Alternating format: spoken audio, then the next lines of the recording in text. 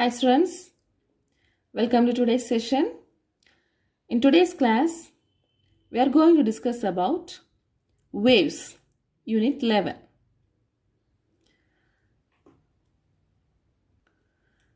What comes in your mind when the topic name heard? Yes, of course, the water waves, that is ocean waves, sound waves, electromagnetic waves, etc. etc. Isn't it? So, in this unit, we are going to discuss about the detailed concept of waves and certain definitions. Okay? Yes. What is actually mean by waves?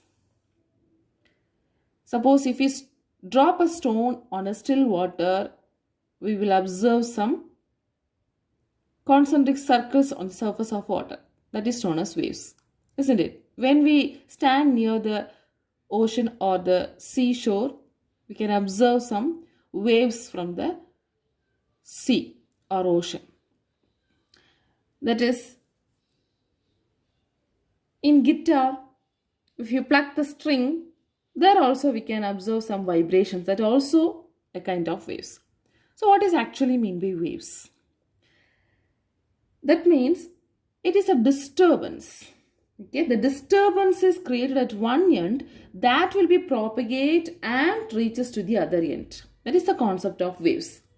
Okay, so define wave, the disturbance which carries energy and momentum from one point in space to another point in space without the transfer of medium is known as wave. The disturbance which carries energy and momentum from one point in space to another point in space without the transfer of medium is known as wave. So here the disturbance produced at one point is transmitted to the next point.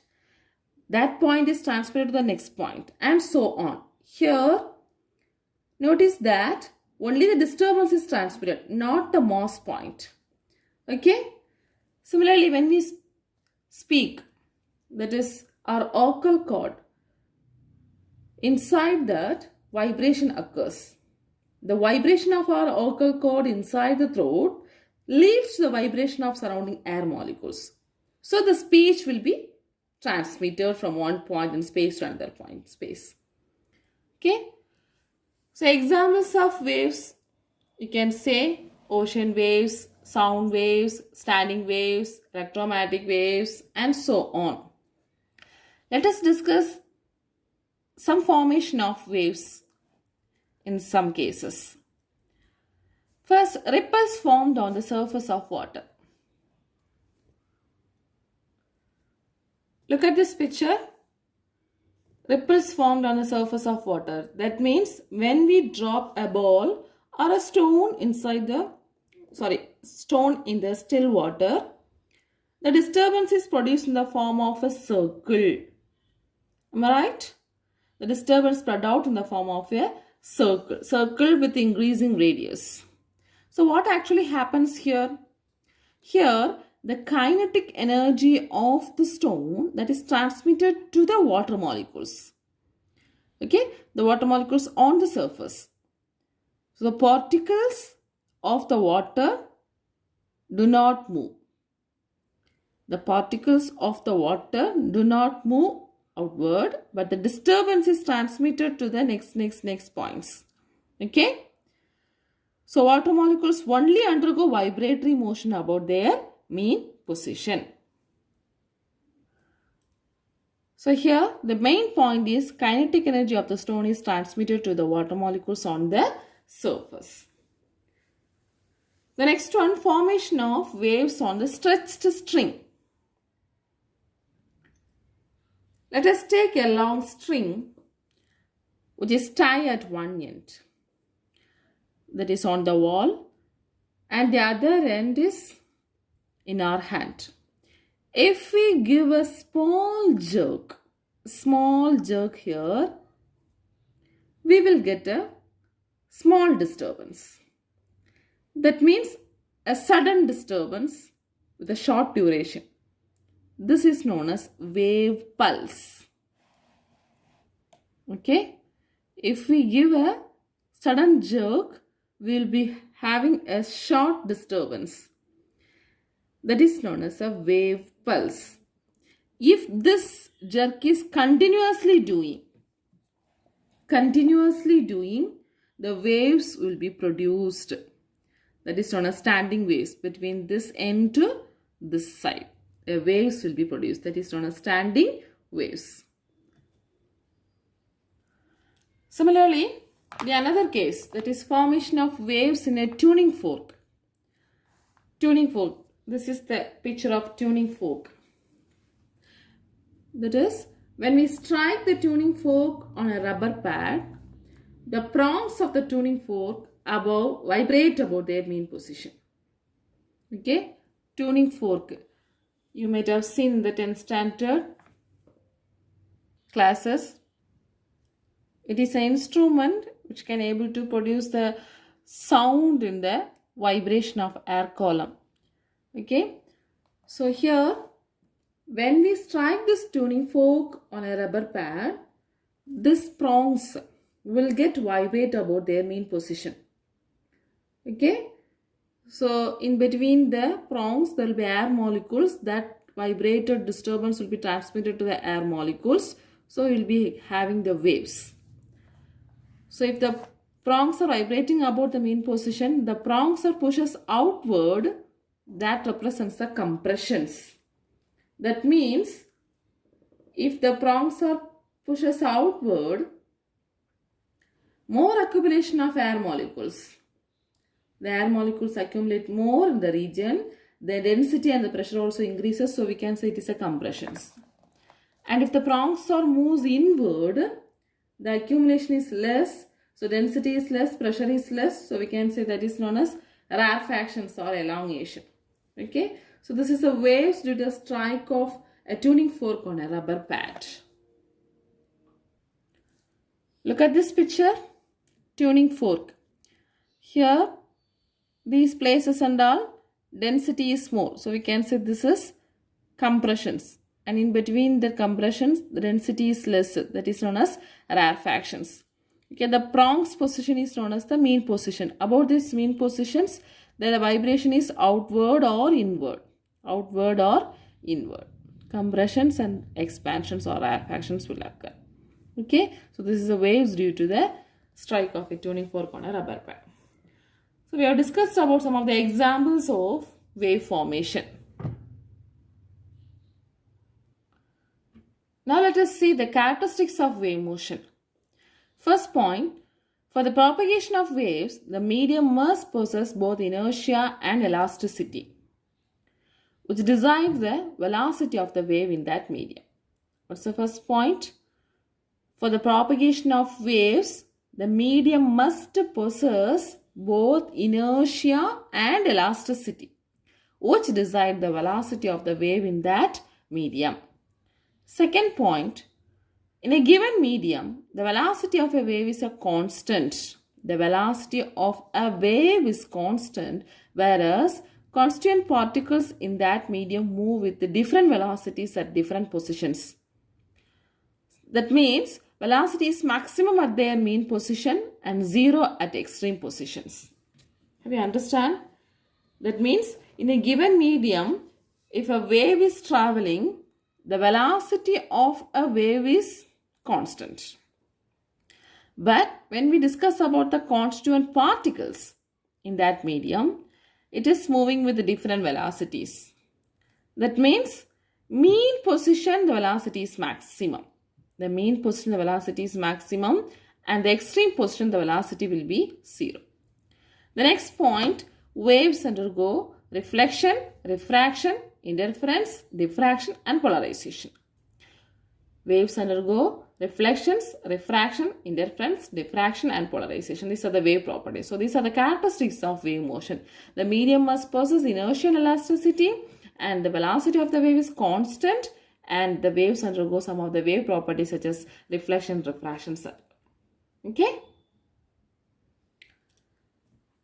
Let us discuss about the types. Mechanical wave motion and its types.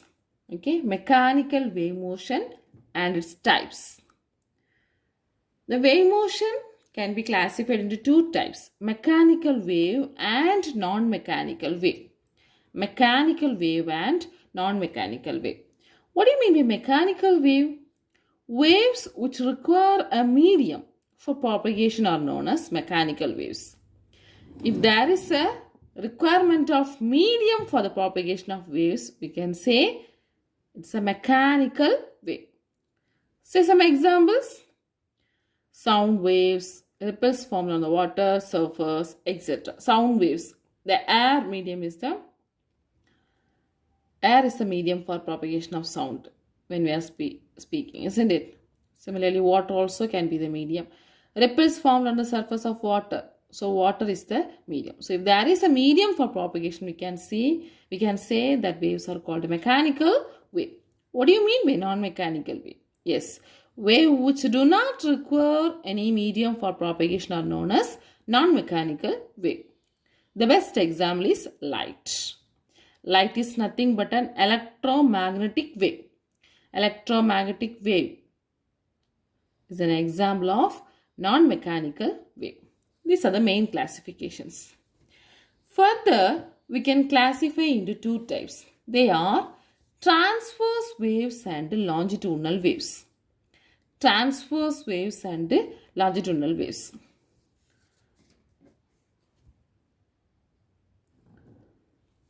Look at this picture, transverse wave.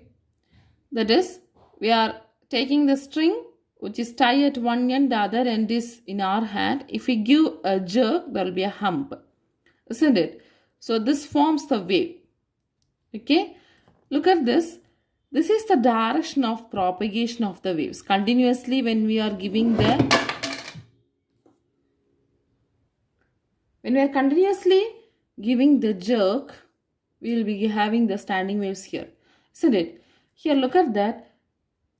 The vibrations are perpendicular to the direction of propagation, isn't it? This is the direction of propagation, direction of the wave formation.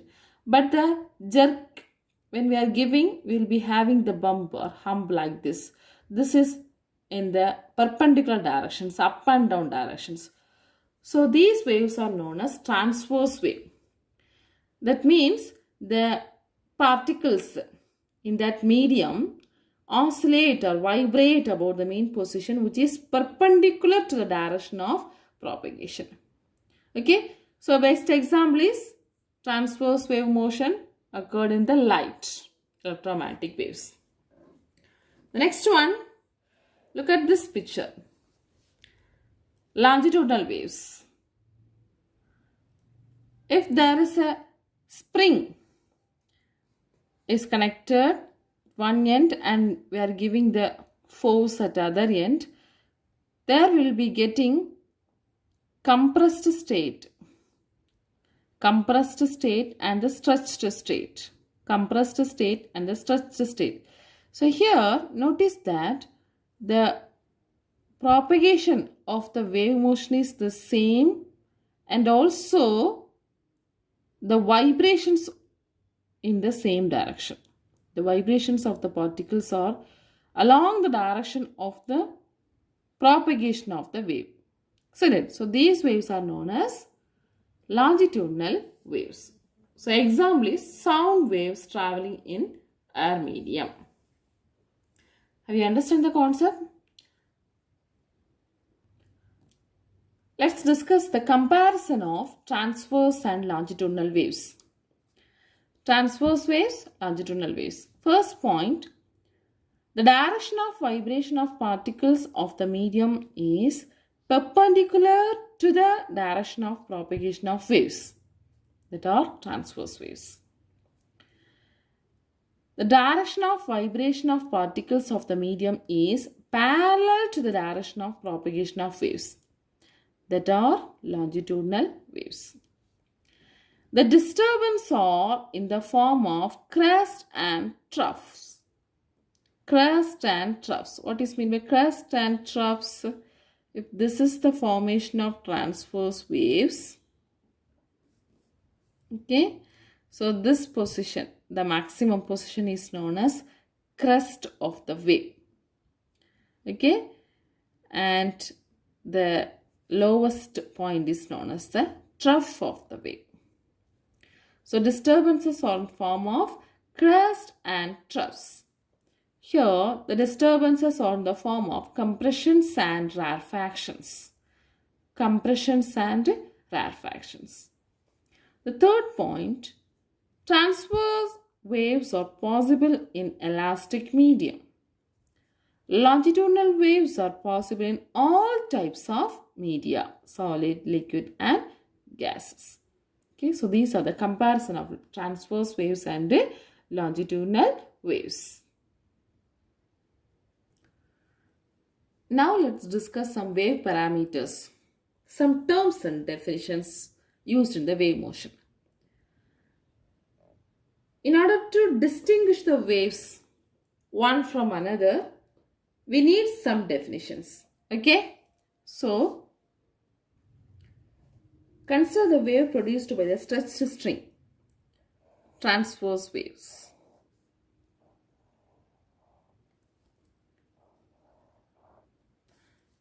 Okay, so this is the position O, A, B, C, D and so on. Here, this line is known as the reference level, or we can say it is the mean position. Mean position. Okay, and above this mean positions, the number of waves will be created. Here, the horizontal line is mean position. The highest point is known as crest. The lowest point is known as trough.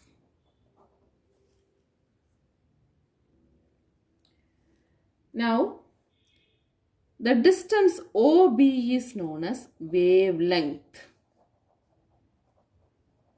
Wavelength. This is a small section of a wave without repetition. Okay, so OB is known as wavelength.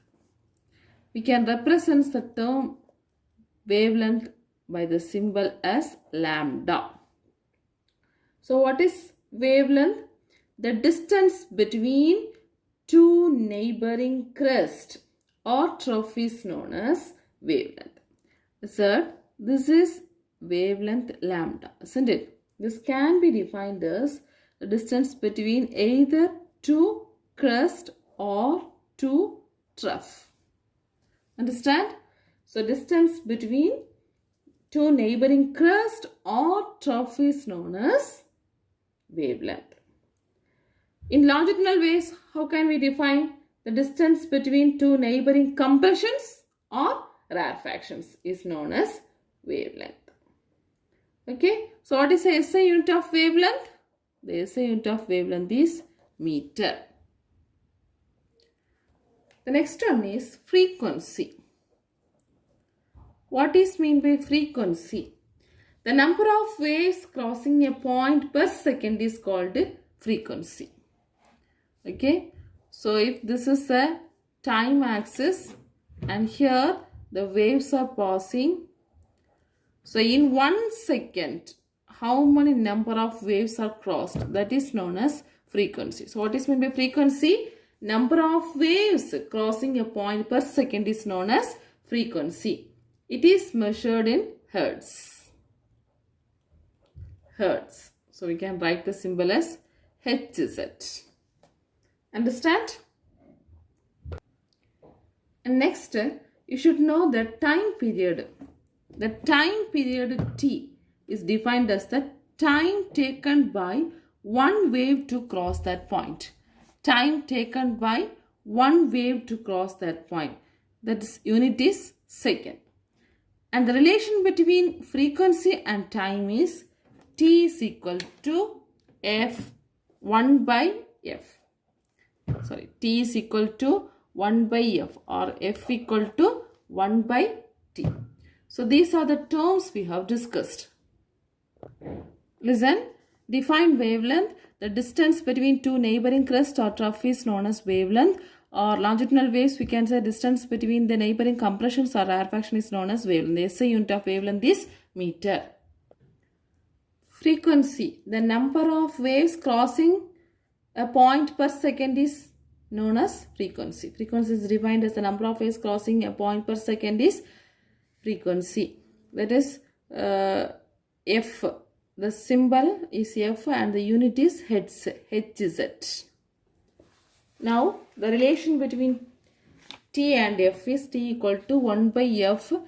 The time period is defined as the time taken by one wave to cross a point. Okay students, in today's class we have discussed about what do you mean by wave, types of waves, comparison between transverse waves and longitudinal waves, and definition of wavelength, definition of frequency, time period, etc.